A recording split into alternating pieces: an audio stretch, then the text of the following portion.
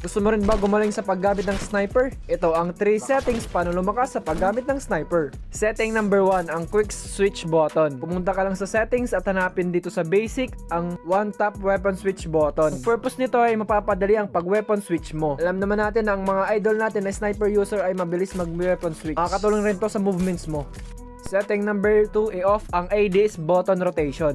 Dapat naka-off to para maiwasan ang non-necessary na movement. Kasi pag naka-on to, kahit naka-ADS ka na tapos matoggle mo, X ka na tropa. Setting number 3, i-off ang realistic scope. Kasi kapag naka-on to, parang may effect na di mo agad makikita yung scope. Makikita nyo naman dito yung difference nun. Pag naka-off to, mas madali ka makakapag no scope or pag quick scope mga tropa. Kung gusto nyo pa ng tips and tricks paano lumakas sa Call of Duty Mobile, huwag kalimutan mag-comment, mag-like at i-repost itong video. Comment down below kung anong tips naman ang gagawin natin next. Tapos i-comment down below kung ano pa gusto nyo makita sa mga contents ko.